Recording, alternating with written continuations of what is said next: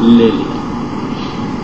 معاویہ کی اس روایت کا مطلب یہ نکلا کہ صرف آپ نے بال اور لا للتو وغیرہ جہاں آیا اور یہ کہ حضور صلی اللہ علیہ وسلم نے فرمایا اگر نساء کلہجی میں ہوتا تو حلال ہو جاتا، یہاں حلت منفیہ سے مراد کلی حلال ہو جانا ہے، تو حل پایا گیا صرف قصر شعور میں، تو اور حل منفی رہا باقی جمیع امور میں۔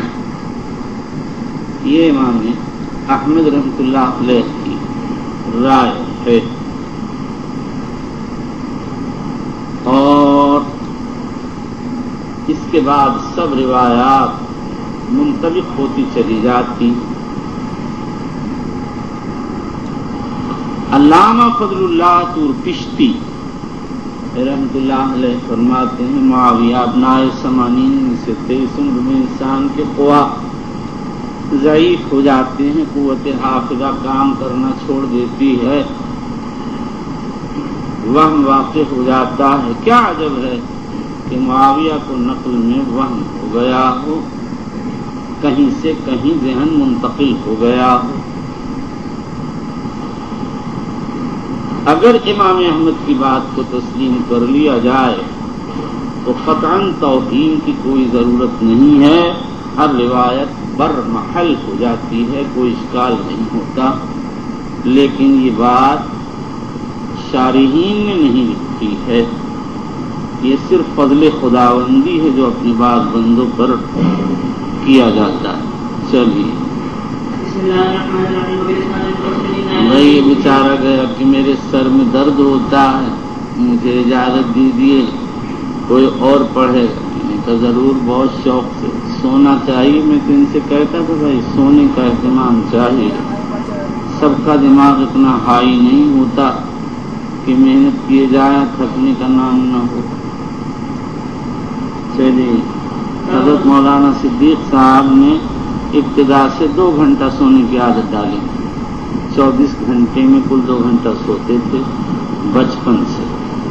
درد سر ان کو مستقل رہتا تھا اور اسی میں وہ کام بھی کرتے رہتے تھے۔ مولانا تو پہاڑی آدمی تھے، ماں و شما لا فی النقیر ولا فی القطمیر کہاں ان کے ساتھ ہوتے ہیں۔ ہاں یہ لکھ کے دینا مجھے سمجھ میں آیا۔ چلیے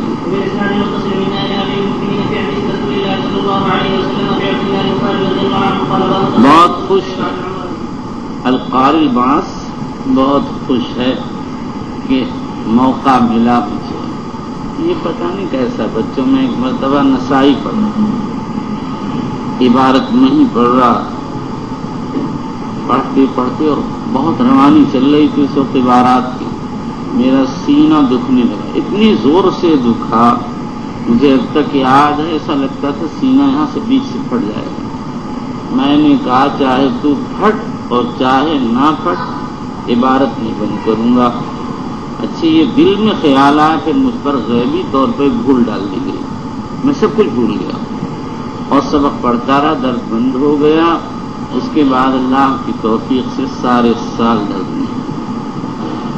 جب اللہ سے آدمی عہد کرے یا حدیث کا ادب کرے تو غیر سے فیض آتا ہے۔ علامہ تقی الدین سبکی سیرت ابن ہشام پڑھایا کرتے تھے، ایک دن ان کو بخار ہو گیا بہت زیادہ، طلبہ آ گئے تو امام سبکی نے اپنے آپ پر بوجھ دیا کہ سیرت نبوی پڑھنے آئے ہیں اور میں اپنے بخار کا عذر کر دوں۔ زور سے بوجھ دے کر مقام درس پر آ گئے تو ان کے قلب میں آیا اب تم کو بخار نہیں ہو، پھر وہ ہمیشہ کے لیے چھٹی پا گئے۔ سمجھ میں آیا؟ جب کوئی آدمی طالب علم کے میرے پاس آئے اور بتایا بیچاروں نے ان کو بواسیر کی تکلیف ہے اور بعض دن پوری رات کھڑے رہ جاتے ہیں، وتر کی نماز میں سو جاتے ہیں، پتہ ہی نہیں چلتا کہ میں کیسے پڑھوں گا دورہ۔ میں نے کہا بھائی میں کیا بتاؤں، چھوٹا آدمی، دعا کروں گا اور کیا۔ پھر اس شخص نے سارے سال غسل کر کے پورا دورہ پڑا. فجر سے پہلے غسل کرتے تھے، 12 بجے تک اسی غسل سے بیٹھتے تھے، اور ظہر سے پہلے کرتے تھے اور پھر بیٹھے رہتے تھے. اور اللہ کا فضل ہے. ایک کشمیر کے تعلیم تھے میرے عمر، میرے شاگرد تھے، وہ مجھ سے خود بتاتے تھے کہ میں سوچتا تھا میں تو بھی بیمار ہوں، بیٹھا جاتا نہیں، میرا سبق کیسے ہوگا. تو انہوں نے اپنی کسی رفیق سے ذکر کیا، وہ بھی کشمیری تھے. ان رفیق نے کہا اللہ سے امید یہی کی جاتی ہے کہ اللہ آپ کو توفیق دیں گے، کیونکہ آپ متفکر بہت. تو خود کہتے تھے پورے سال مجھ کو کوئی تکلیف نہیں، اور ٹھیک ہو گئے. کہ اس کو آپ نے کیوں نہیں بتایا؟ یہ چیزیں بچوں بتانے کی نہیں ہوتی، یہ اپنے کرنے کی ہوتی. جب انسان کے اندر کوئی بات گھس جاتی ہے تب اوپر سے ہاتھ پکڑا جاتا ہے. اچھا چل جب تو نہیں مانتا. آیا سمجھ شریف کہ آپ کو کیوں تو ٹی بی کی تکلیف تھی بچوں، میرے سینے میں زخم تھا. ابھی ڈاکٹر نظر نے دیکھا ہوں تو بتایا سارا اندر سے زخمی ہے پورا، اور جب تک یہ گاڑی سرک رہی ہے سر. ایک ڈاکٹر نے دیکھا، اس نے کہا آپ عادت کے طور پہ پڑھا لیتے ہیں، بدن میں جان نہیں. ڈاکٹر مظہر نے دیکھا آپ کی عمر میں اور کمزوری میں کوئی تناسب نہیں. کمزوری ایسی ہے جیسے 80 سال کا آدمی ہوتا ہے، اس عمر میں تو واقعی ایسا ہونا چاہیے. میں نے کہا جب تک گاڑی سرک رہی ہے، 1 2 سال 3 سال چل رہی ہے، اور جب وقت آ جائے گا تو پھر کوئی روکنے سے نہیں رکے گا. آئے وقت سنتے رہتے ہیں فلاں پانی ٹوٹ گیا، فلاں کا ایکسیڈنٹ ہو گیا، فلاں کا یہ سنتے ہی. موت سے کوئی مفر نہیں. چلو یہ قصہ اس لیے سنا بچوں، کئی قصے یاد آتے گئے. آپ لوگ اپنے اندر صحیح جذبہ پیدا کریں. جب تک طالب علم کے اندر رسول کے کلام کو برائے رسول لینے کا جذبہ نہ ہوگا، اس کو کوئی فائدہ نہیں. کوئی یہاں سبق میں آ جائے یہ سوچنے کے لیے دیکھیں کیسا پڑھا، یا یہ سوچنے کے لیے کہ ان کی فلاں بات پہ اعتراض کریں، یا جو ہے ویسے ہی تفریح کے لیے. ایسے لوگوں کو علم نہیں آتا. علم اس کو آتا ہے جو طالب علم ہوتا ہے، جس کو فوت مشائخ پر رونا آتا ہے، جو کھانا پینا چھوڑ دیتے ہیں. ایسے لوگ انصار سمعانی میں ایسے لوگوں کے تذکرے ہیں کہ مشائخ کا انتقال ہوا تو بچے نے رونا پیٹنا شروع کر دیا. عمر تھوڑی تھی، اس لیے گھر والوں نے کہا اچھا اس کو ماموں کے ساتھ بھیجو، یہ اکیلا کیا. بعض بچے ایسے بھی ہیں جب وہ پڑھنے کے لیے نکلتے ہیں تو ماں ساتھ نکلتی ہے، سود کاٹتی ہے اور کاٹ کے دیتی رہتی ہے، پیسے کما کما کے ضرورت پوری ہو.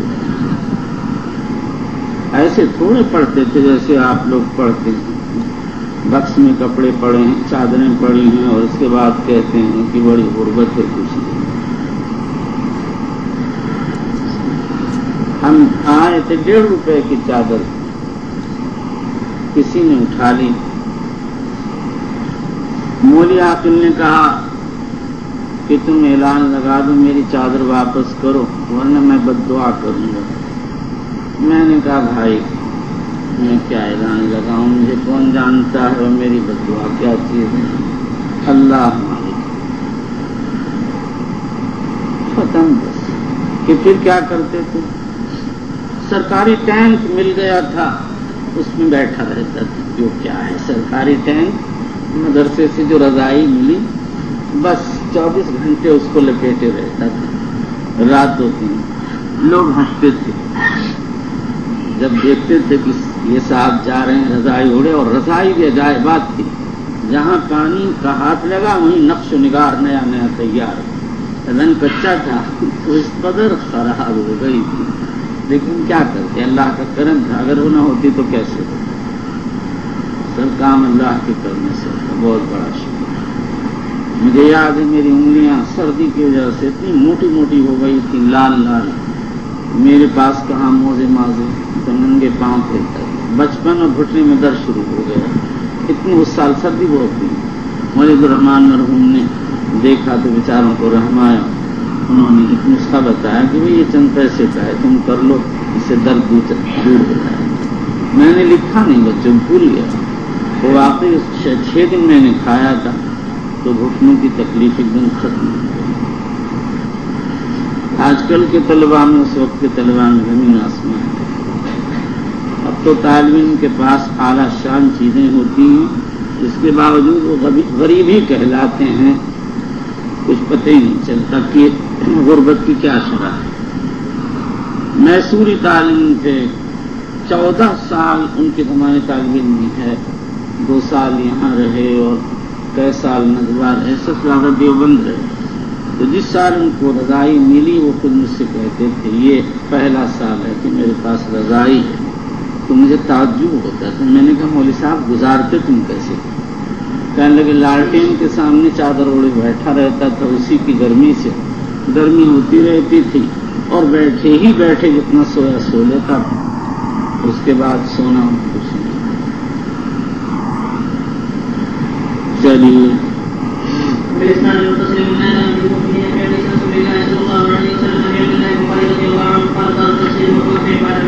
امام بخاری رحمۃ اللہ علیہ فرماتے ہیں جس کو تمتع کرنا ہو عمرہ کرنے کے بعد بالوں کا قصر کرا لے. ائمہ ثلاثہ کا تو یہی مسلک ہے. کہتے ہیں اگر مدت قریب ہو تو قصر کرانا اولا. حنفیہ کی عام کتابوں میں لکھا ہے قصر حلق میں اختیار ہے، اور حاکم سمرقندی کے کلام سے معلوم ہوتا ہے کہ حلق اولا ہے. امام بخاری رضی اللہ عنہ نے اس ترجمے سے حنفیہ کے اسی قول پر بظاہر رد کیا ہے. لیکن حنفیہ یہ کہہ سکتے ہیں کہ روایت میں ہے امر اصحابہ ان یطوفوا بالبیت وبالصفا والمروہ ثم یحلوا ویحلقوا او یقصروا. یہاں حلق و تقصیر دونوں کا اختیار دیا گیا ہے. ہاں جو لوگ تقصیر پر حلق کو راجح کہتے ہیں یقیناً ترجمے سے ان کی تردید ہوتی ہے اور روایت ان کے خلاف پڑتی ہے. لیکن علماء احناف تلاش کرنے والے لوگ نہیں ہیں. امام محمد رحمۃ اللہ علیہ نے جب اس مسئلے کو ذکر کیا تو یہی لکھا ہے کہ جمہور کا مذہب ہے اگر وقت قریب ہو تو تقصیر کرائے، بالوں کو قصر کرائے. اب ائمہ اربعہ کا ایک ہی مسئلے پر اتفاق ہو گیا اور کوئی اختلاف باقی نہیں رہا. للہ الحمد ثم للہ الحمد. کہ آخر پتہ کیوں نہیں ہے؟ بات یہ ہے کہ عام حنفیہ امام محمد کی کتب مشہورہ فی الفقہ سے مسئلہ نکالتے ہیں. جامع صغیر، جامع کبیر، مبسوط، سیر آزاد. اور یہ مسئلہ ان کتابوں میں نہیں لکھا ہوا. یہ مسئلہ موطا امام محمد میں لکھا ہوا. اور امام محمد کی عادت ہے کوئی اثر آ جائے تو وہ چلتے چلتے ایک بات لکھ دیتے ہیں. بعد وقت وہ اس کتاب کی بات نہیں ہوتی جس میں وہ اثر آیا ہوتا ہے، کسی اور مسئلے کی بات ہوتی ہے. چلیے صاحب بدائع البتہ بہت ذہین ہیں اور ان کا استحضار بھی بہت ہے، لیکن جوانی میں کتاب لکھتی ہے اس لیے جوانی کے آثار بھی خوب ظاہر ہیں. چلیے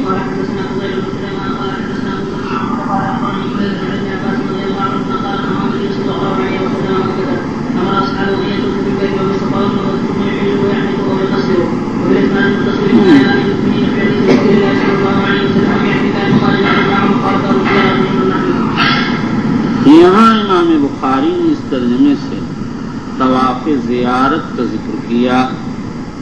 طواف زیارت بالاتفاق ارکان حج میں سے ہے اور اس طواف کے وقت ابتدا اور انتہا میں اختلاف. امام شافعی امام احمد فرماتے ہیں یہ لیلۃ النحر کی نصف کے بعد یہ طواف جائز اور اس کا کہ آخر کی کوئی انتہا نہیں، جب چاہے کرے. اگر ایام نحر سے تاخیر ہو جائے تو کوئی حرج نہیں، دم واجب. امام مالک امام ابو حنیفہ فرماتے ہیں اس طواف کے وقت کا آغاز یوم النحر کی فجر کے طلوع سے شروع ہوتا ہے اور اس کے بعد پھر آگے انتہا میں اختلاف ہے۔ حنفیہ فرماتے ہیں اس کا آخری وقت آخر ایام النحر کا غروب ہے۔ اگر کوئی آدمی 12ویں تاریخ کے غروب سے پہلے کر لے ٹھیک، ورنہ اس کے بعد دم واجب ہوگا۔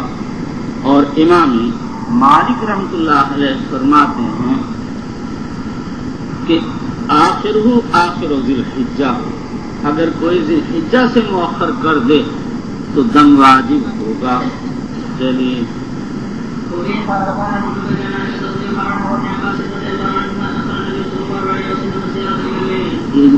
اس روایت کو بخاری نے تعلیقاً ذکر کیا اور امام احمد ابو داؤد ترمذی ابن ماجہ نے موصولاً۔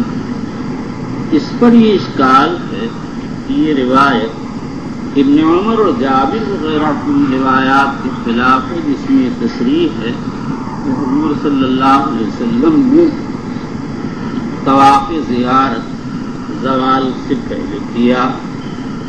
علامہ ابو الحسن ابن القطان فاسی تو فرماتے ہیں کہ یہ روایت میرے نزدیک صحیح نہیں۔ ابو زبیر محمد ابن مسلم ابن تدرس مدلس راوی ہے۔ علامہ ابن قیم کہتے ہیں اصل میں راوی نے وہم ہو گیا نام کے ذکر کرنے میں، اس نے طواف وداع کو طواف زیارت کو، طواف وداع جو تھا وہ رات میں ہوا تھا، یعنی رات کے آخر میں اس کے لیے تیاری کی گئی تھی۔ نمبر 3،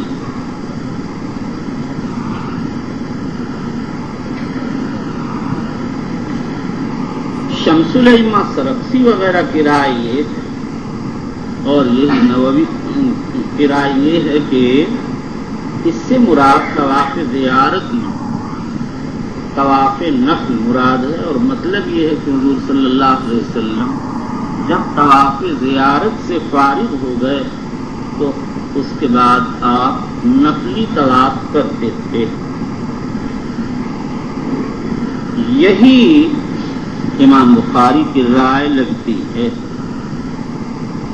انہوں نے طواف زیارت کا مسئلہ ذکر کرنے کے بعد فرمایا یذکر نبی احسان ابن عباس ان النبی صلی اللہ علیہ وسلم کان یزور البیت ایام منی، حضور ایام منی میں بیت اللہ کی زیارت کرتے تھے، ان طواف کے لیے تشریف لاتے تھے۔ نمبر 4، امام نووی رحمۃ اللہ علیہ فرماتے ہیں کہ اس سے مراد اپنی ازواج کے طواف کا مؤخر کرنا ہے۔ آپ نے ازواج مطہرات کو رات میں طواف کرایا۔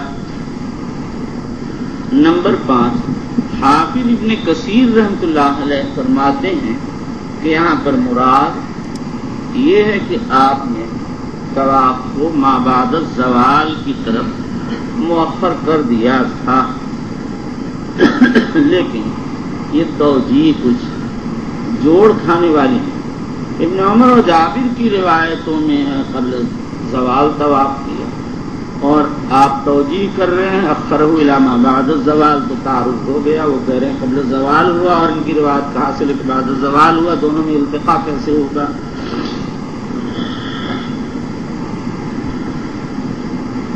اس لیے یہ توجیہ غیر وجیح ہے۔ چلو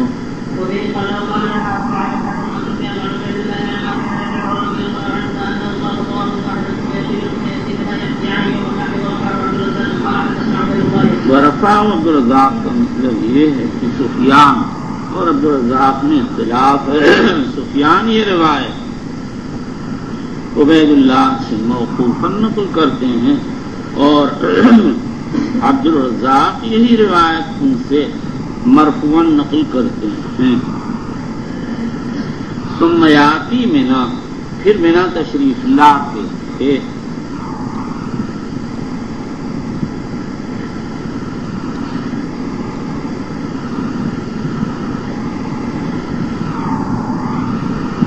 یعنی آپ طواف کر لیتے اور اس سے فراغت کے بعد بیلولہ کرتے، وہاں سے مکے سے منی آیا کرتے تھے یوم النحر میں۔ چلیے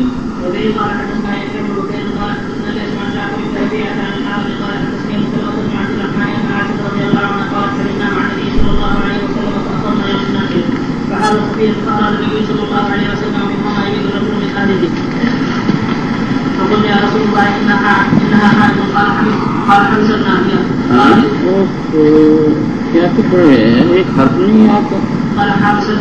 چلیے چلیے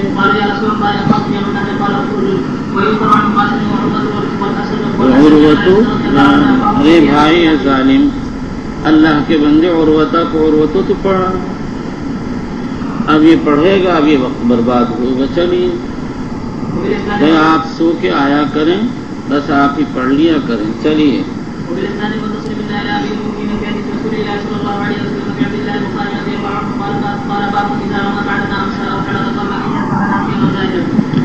حضرت امام بخاری رضی اللہ تعالیٰ عنہ فرماتے ہیں اگر کوئی رمی شام کے بعد ہو جانے پر کرے یا ذبح سے پہلے حلق کرا لے ان پر یا جہالت میں تو کوئی حرج نہیں۔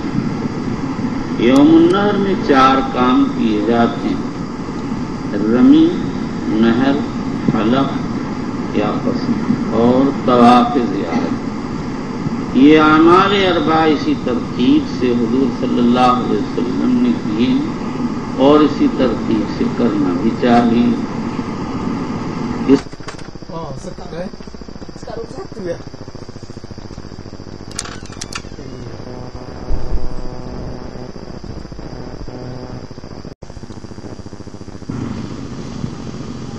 اور ان کی روایت مرفوعہ میں کوئی تعارض ہی باقی نہیں رہا اور ساری روایات اپنے محل پر آ پہنچی۔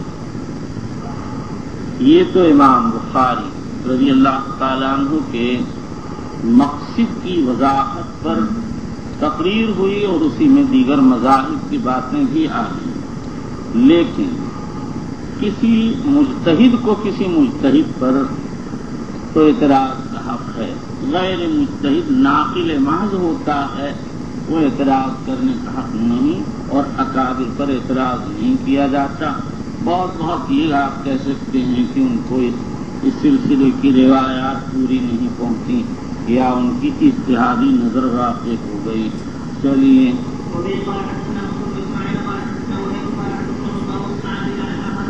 یہ بات لکھ کے دیں۔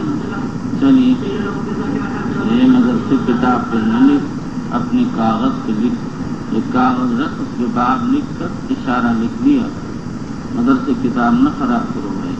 چلیے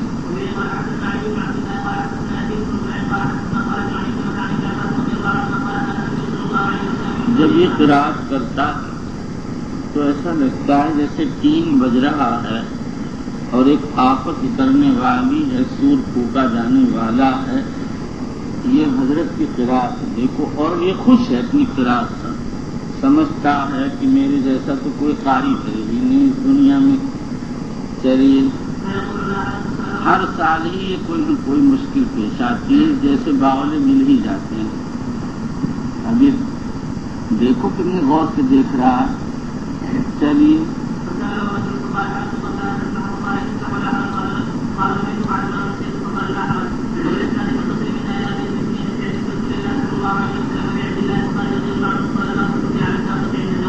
امام بخاری رحمۃ اللہ علیہ فرماتے ہیں جمرہ کے پاس اگر سوال کا جواب دیا جائے تو کوئی حرج کی بات نہیں ہے، اور یہ خیال نہیں کرنا چاہیے وہاں مسئلے مسائل کو چھیڑ دیا گیا تو رمی کرنے والوں کو تنگی پیش آئے گی، اس لیے کہ بعض وقت مسئلے کا تعلق ہی رمی سے ہوتا ہے۔ اگر سائل وہاں مسئلہ نہ معلوم کر لے تو صحیح عمل نہیں کر پائے گا۔ امام اسماعیلی نے امام بخاری پر یہاں ایک اعتراض جڑ دیا، وہ یہ فرماتے ہیں کہ امام بخاری رحمۃ اللہ علیہ مالک کے طریق سے جو روایت ذکر کی ہے اس میں تصریح نہیں ہے کہ نبی کریم صلی اللہ تعالیٰ علیہ وآلہ وسلم سواری پر سوار کے لحاظ روایت ترجمہ کے مطابق نہیں۔ اس کا جواب یہ ہے کہ حضرت امام بخاری رضی اللہ تبارک و تعالی عنہ نے ایک ہی روایت ذکر فرمائی ہے، صرف طریق بدل گیا ہے، آگے کچھ نہیں ہے۔ دو طریقوں میں حضور صلی اللہ تعالی علیہ وسلم کا دابہ پر ہونا مسرح ہے۔ ایک آخری طریق میں اس میں ہے وقف رسول اللہ صلی اللہ علیہ وسلم علی ناقته، اور دوسرے روایت معلقہ میں جس میں تابعہ معمر انس، یہ روایت احمد النسائی نے تخریج کی ہے اور اس میں راحلہ پر ہونے کی تصریح موجود ہے۔ تو چونکہ ایک ہی مسئلے سے متعلق سب روایتیں ہیں، لہذا بخاری نے بتا دیا کہ روایات مطلقہ محمول ہیں روایات معلقہ پر۔ چلیے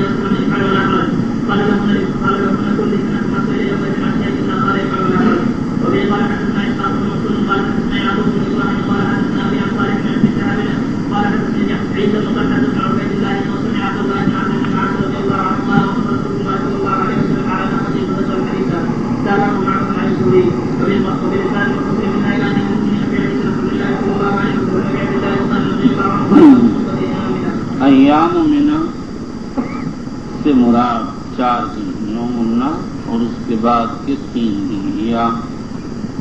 امام بخاری کہتے ہیں ایام منا میں خطبہ دیا جائے گا۔ ایام منا کے خطبے میں اختلاف ہے۔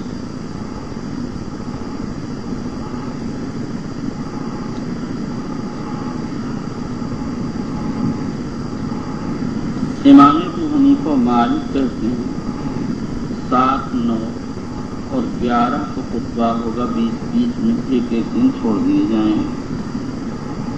امام ظفر کہتے ہیں مسلسل 3 دن 8، 9، 10 کو خطبہ دیا جائے گا۔ امام شافعی و احمد کہتے ہیں 4 خطبے 4، 9، 10، 12 کو ہوں گے۔ امام بخاری رضی اللہ تعالی عنہ اس ترجمۃ الباب کے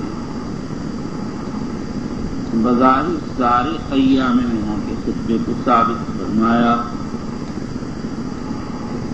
سوال یہ ہے کہ امام بخاری نے جو روایت پیش کی ہے اس میں یوم النحر کے خطبے کا ذکر ہے اور باقی ایام کے خطبے کا ذکر ہے ہی نہیں۔ امام بخاری رضی اللہ عنہ دعویٰ ایام الخطبۃ ایام منا کیسے ثابت ہوا؟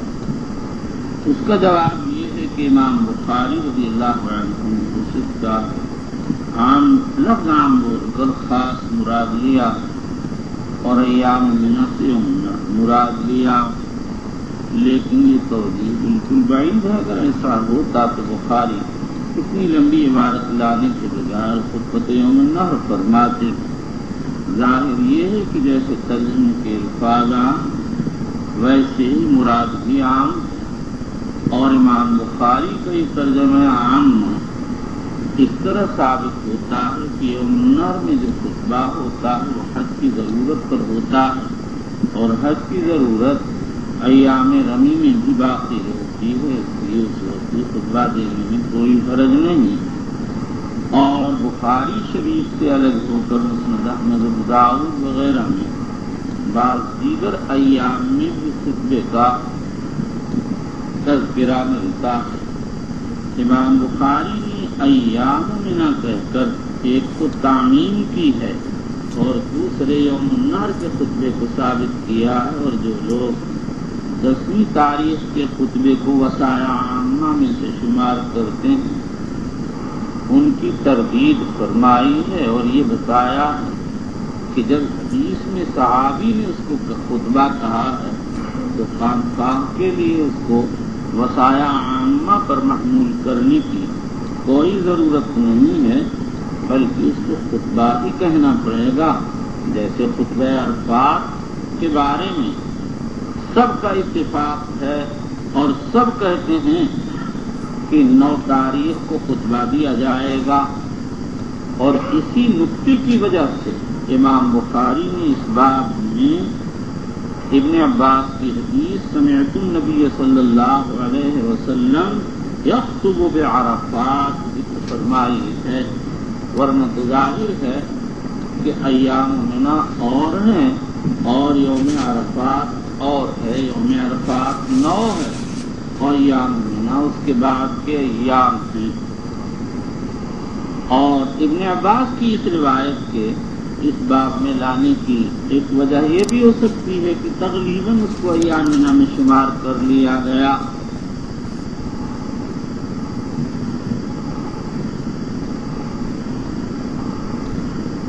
کیونکہ عرفہ کی رات میں آدمی منا ہی میں ہوتا ہے۔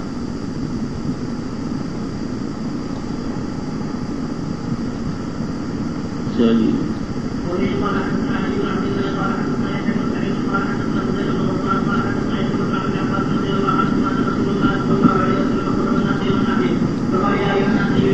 خطب الناس یوم النحر، امام شافعی و احمد خطبہ یوم النحر کے قائل، امام مالک امام ابو حنیفہ کے یوم النحر کا خطبہ مسنون ہے۔ چلیے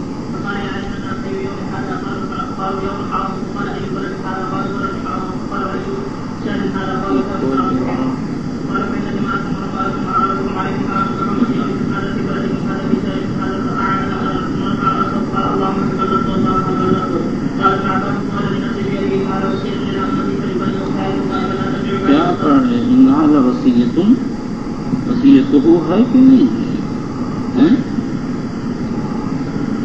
میں دیکھ نہیں رہا، چلیے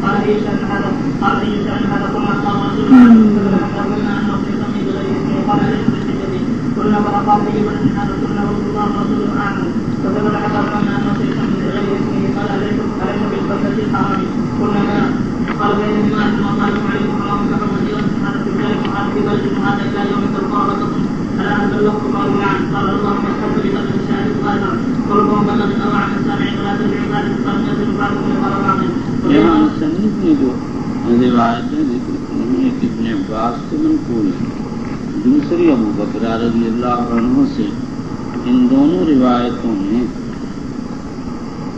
اور اسی طرح ابن عمر کی، ان تینوں روایتوں میں تعارض ہے۔ ابو بکر اور ابن عمر کی روایتوں میں ہے کہ جب حضور صلی اللہ علیہ وسلم نے فرمایا ایو یوم ھذا، تو صحابہ نے کہا اللہ رسول عالم، اور ابن عباس کی روایت میں ہے کہ جب آپ نے سوال کیا ایو یوم ھذا تو صحابہ نے کہا یوم حرام۔ اسی طرح تمام سوالات میں یہ اختلاف موجود ہے۔ اس اختلاف کو مختلف طریقوں سے حل کیا گیا۔ بعض تو کہتے ہیں حضور اکرم صلی اللہ علیہ وسلم 2 خطبے دیے ہوں گے، لیکن یہ بالکل خلاف ظاہر ہے، اگر ایسا ہوتا تو کسی روایت میں تصریح ہوتی۔ نمبر 2، بعض کہتے ہیں کہ حضور صلی اللہ علیہ وسلم نے 2 مرتبہ سوال کیا ہوگا، ایک مرتبہ اللہ و رسول عالم کہہ دیا ہوگا، دوسری بار یوم حرام کہہ دیا ہوگا۔ بعض کہتے ہیں کہ جدھر ابو بکر اور ابن عمر تھے ادھر کے لوگوں نے اللہ و رسول عالم کا، اور جدھر ابن عباس تھے ادھر کے لوگوں نے یوم حرام کہا، لیکن بالکل خلاف ظاہر۔ صحابہ کا دستور ہی نہیں تھا کہ حضور کے ای شین حاضہ کہنے کے بعد اپنی طرف سے جواب دیں، تو اللہ و رسول عالم کہتے تھے، اور حضور کے سوال کا مقصد بھی یہی ہوتا تھا کہ لوگ اپنے ذہنوں سے پوری طرح متوجہ ہو جائیں، اور یہ بھی صحابہ جانتے تھے کہ آپ شارع ہیں، بہت سی باتوں میں تبدیلی فرماتے ہیں، اس لیے کہتے تھے اللہ و رسول عالم۔ اب اس کے بعد بعض علماء نے جواب دیا بہت صاف اور ستھرا اور تحقیقی۔ وہ کہتے ہیں ابن عمر اور ابو بکرہ کی روایتیں کہ مفصل، اور ابن عباس کی روایت مجمل۔ اصل میں صورت یہ ہوئی کہ جب حضور اکرم صلی اللہ علیہ وسلم نے فرمایا یہ یوم ھذا، تو صحابہ نے جواب دیا اللہ رسول عالم۔ جب حضور اکرم صلی اللہ علیہ وسلم نے ان کا یہ جواب سن لیا تو آپ نے فرمایا الیسا یوم النحر، کیا یہ یوم النحر نہیں ہے؟ صحابہ نے کہا بلا، ہاں یہ یوم النحر ہے۔ تو گویا حضور اکرم صلی اللہ علیہ وسلم کے یہ یوم ھذا کے جواب میں صحابہ نے کہہ دیا یوم النحر۔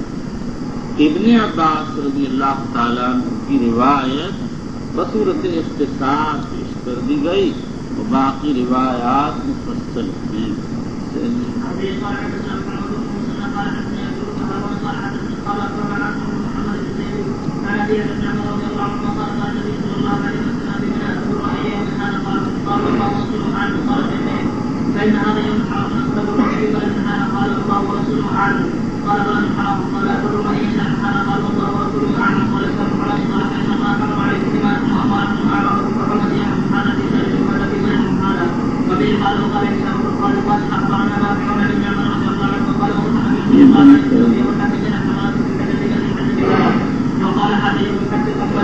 یوم الحج الاکبر، یوم فیل حج الاکبر صاحب۔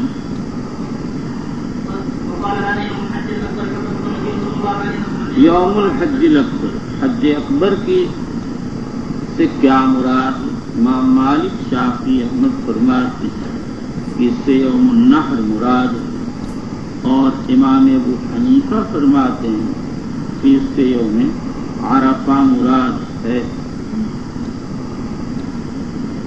قاضی اعظ نے امام شافعی سے یہ تفسیر نقل کی ہے، لیکن امام نووی فرماتے ہیں یہ امام شافعی رحمۃ اللہ علیہ کے مشہور قول کے خلاف۔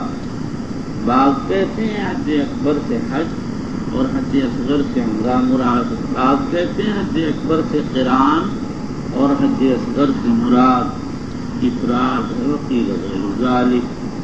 روایت کا سیاق یہ بتاتا ہے کہ حج اکبر کا مصداق یوم النحر ہے۔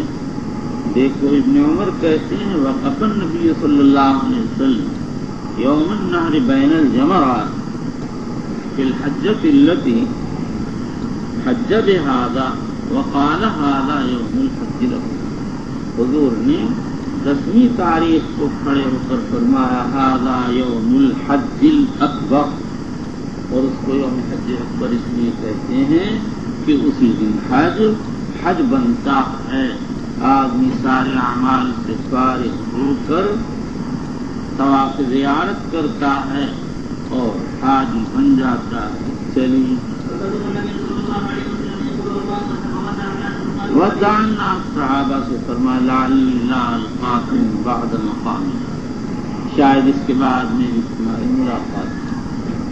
اس ترجمہ میں غیر صلی اللہ علیہ وسلم نے تو لعلی کر کے فرمایا تھا، لیکن وہ تو غیر کی بات القائے رحمان سے بولتے تھے، اس لیے وہ ویسی ایسے ہی ہوا۔ اس کے بعد مدینہ تشریف لے گئے، بقیہ بالحجہ فی المحرم فی السفر میں اس حال میں ناپائیدار میں رہے اور ربیع الاول آتی ہی اس دنیا سے آخر کو سفر فرما لیا. صلی اللہ تعالی علیہ وسلم فضینا.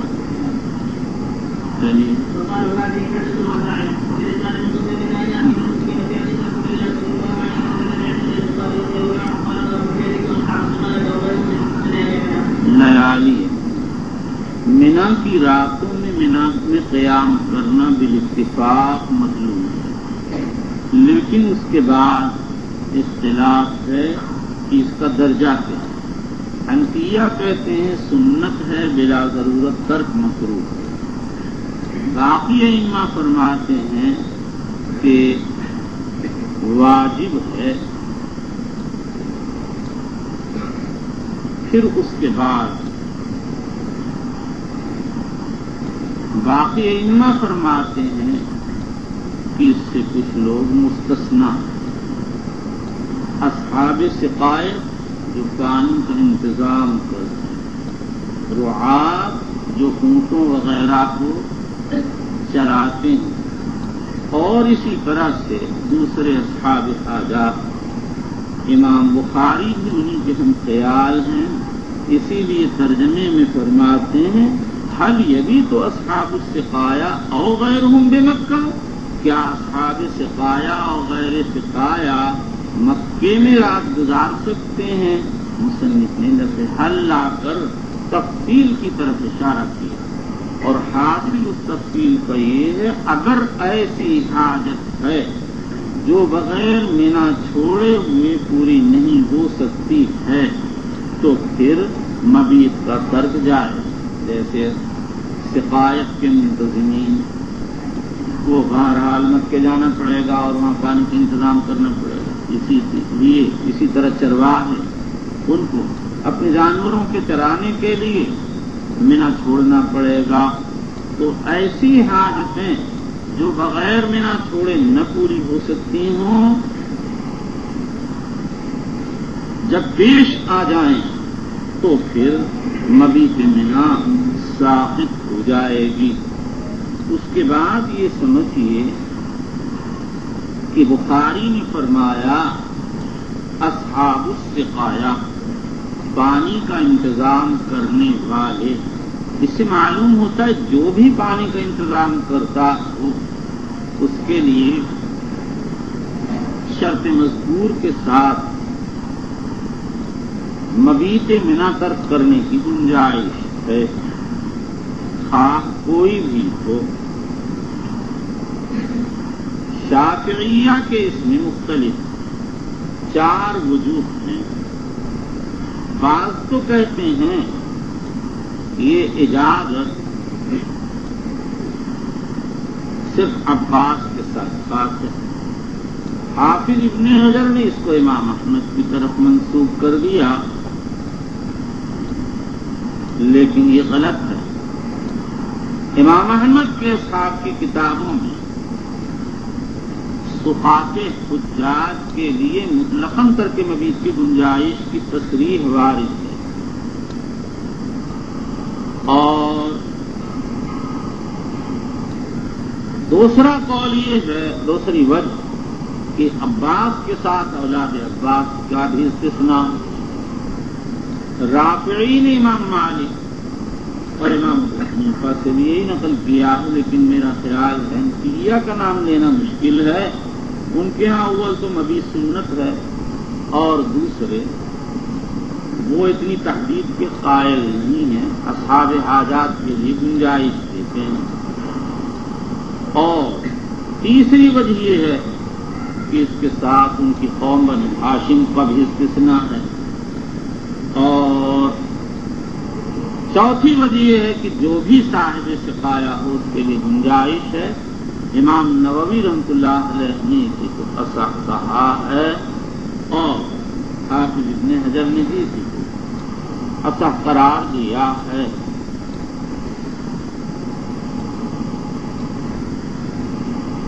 امام ابن تیمیہ فرماتے ہیں یہی حکم خائف کا، مریض کا اور دوسرے اصحاب حاجات کا ہے. چلیے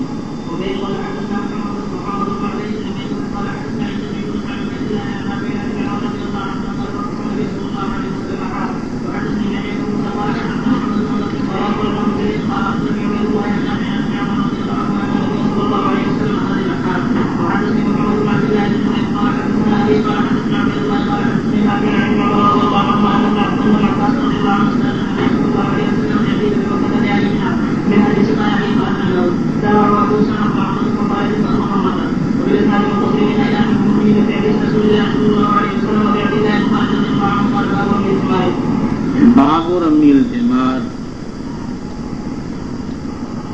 رمی جمار کا بیان۔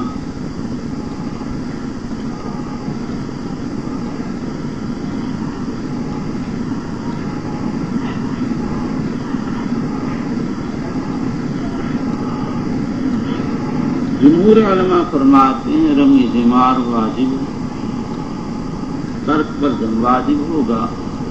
مالکیہ کہتے ہیں سنت مؤکدہ، اور ایک قول میں مالکیہ جمرہ عقبہ کی رمی کو رکن کہتے ہیں۔ حضرت عائشہ رضی اللہ تعالی عنہ فرماتی ہیں کہ اگر رمی کی جگہ کوئی تکبیر کہہ لے تو کافی ہو جائے گی۔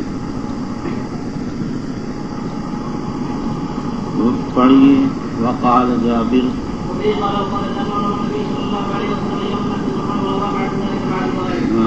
رمن نبی صلی اللہ علیہ وسلم یوم النحر، یہ حدیث مصنف نے یہاں تعلیقاً ذکر کی، امام مسلم، ابن خزیمہ، ابن ابی شیبہ وغیرہ نے اس کو موصولاً روایت کیا۔ اس حدیث میں دو مسئلے، پہلا مسئلہ ہے رمی یوم النحر کا، اور یہ ہے کہ یہ ضحیٰ کے وقت میں کی جائے گی۔ رمی یوم النحر بالاتفاق ضحیٰ کے وقت میں ہے، اس میں کسی کا کوئی اختلاف نہیں۔ اور دوسرا مسئلہ ہے وَرَمَا بَعْدَ ذَلِكَ بَعْدَ الزَّوَالِ، اور باقی ایام کی رمی زوال کے بعد کی، یعنی 11، 12 اور 13 کی رمی زوال کے بعد کی ہے۔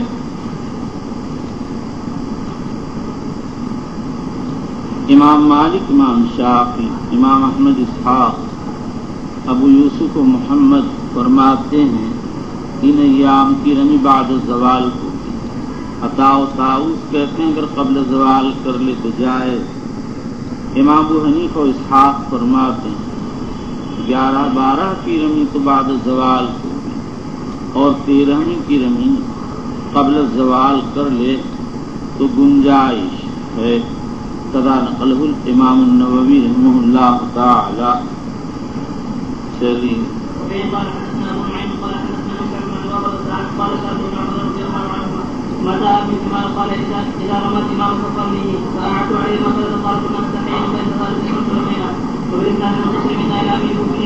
نتحین، ہم انتظار کرتے وقت دیکھتے تھے۔ چلیے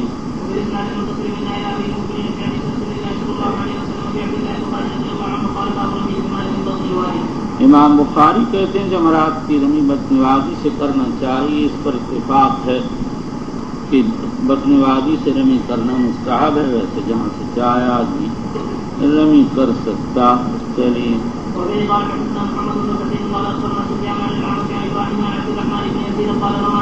اور یہ جو عطا کی مرسل روایت نبی صلی اللہ علیہ وسلم کان یعلو الی رمی الجمرہ، یہ بظاہر غیر جمرہ عقبہ سے تعلق رکھتی ہے۔ چلیے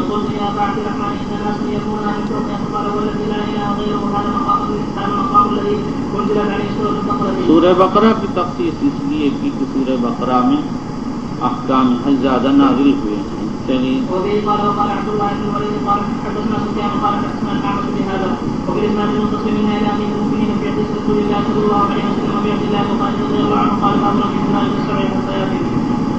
فرماتے ہیں جمرات کی رمی 7 حصیات سے کی جائے گی۔ 7 کا عدد مختلف فیہا، ائمہ 4 اور جمہور علماء تو فرماتے ہیں 7 کا عدد ہونا چاہیے، اور بعض کہتے ہیں جیسے ابن ابی نجیح کہ اگر 6 مار دیں تو کافی ہے، اور بعض کہتے ہیں 5 میں بھی کوئی حرج نہیں۔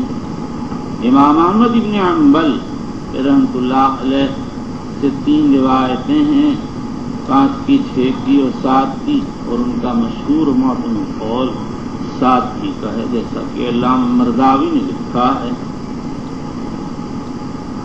امام بخاری نے یہ ترجمہ اس لیے منعقد کیا کہ بعض ائمہ نے یہ کہہ دیا کہ 5 اور 6 کافی، اور ابن ابی شیبہ نے ابن عمر سے نقل کیا ما بالی رمیت ب60 و 70، مجھے پرواہ نہیں کہ 3 7 ماروں یا 6 مار دوں۔ اس کے بعد اگر کسی نے کمی کر دی تو کیا حکم ہے؟ امام مالک تو کہتے ہیں اگر کمی کی ہے اور تدارک نہیں